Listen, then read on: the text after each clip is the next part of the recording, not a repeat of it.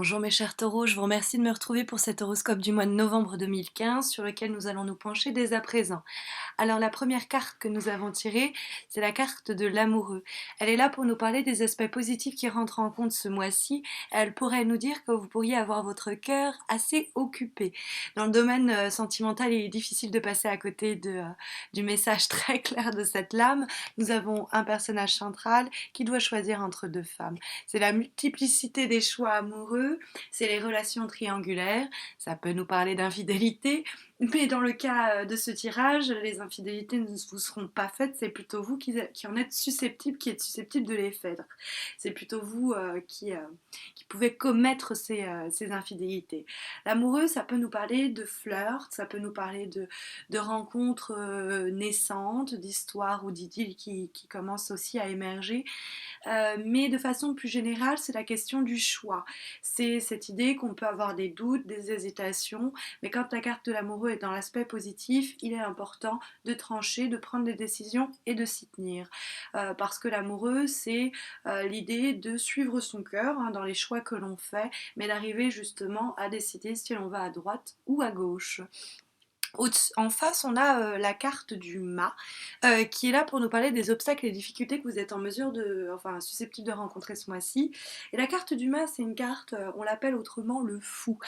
Son défaut majeur, c'est d'avoir des fois envie de tout plaquer sur un coup de tête.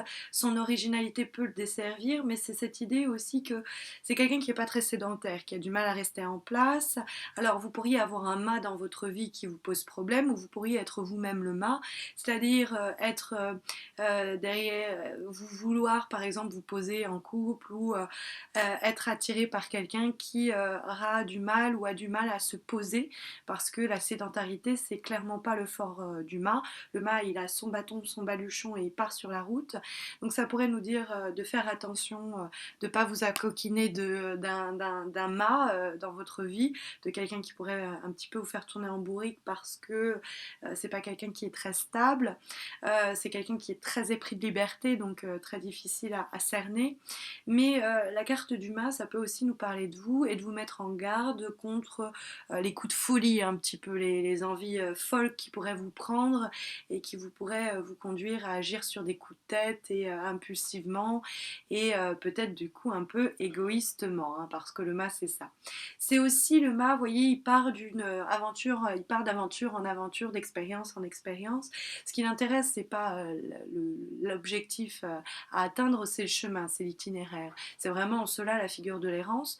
Mais du coup, la carte du mât, elle peut nous dire quand elle est dans les obstacles que vous pourriez vous sentir un petit peu perdu, déboussolé, désorienté au cours de ce mois face à la multitude de choix et de propositions qui sont face à vous, ou peut-être cette relation triangulaire ou cette décision à prendre.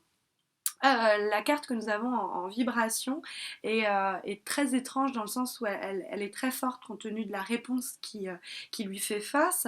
On a en vibration la carte du pendu et puis on a en carte de tendance, de valeur majeure pour ce mois de novembre, la carte du chariot.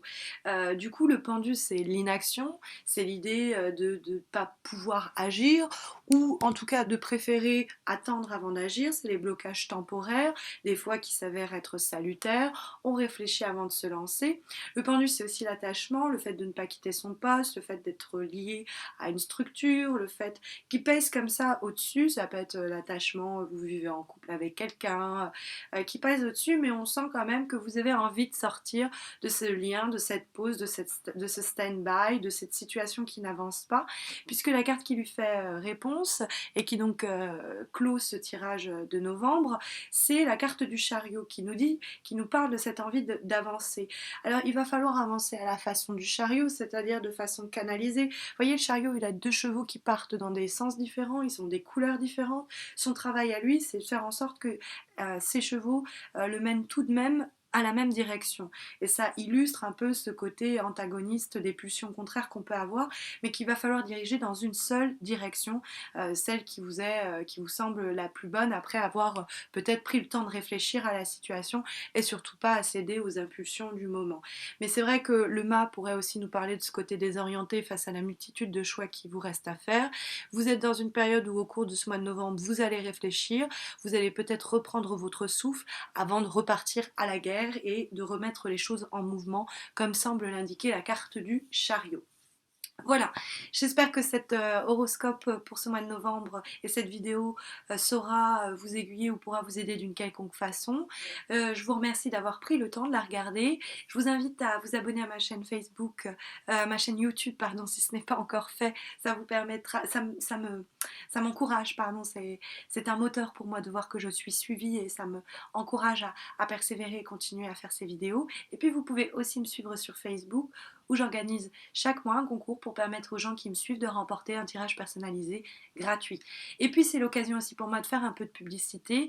J'ai eu le plaisir de voir un projet d'horoscope mêlant à la fois la tarologie et le cinéma être sélectionné par France Culture et diffusé dans le cadre de la Nuit de la Découverte, émission diffusée dans la nuit du dimanche 25 au lundi 26 octobre et qui sera donc écoutable à la fois sur le site de France Culture mais également en podcast sur ma propre page YouTube.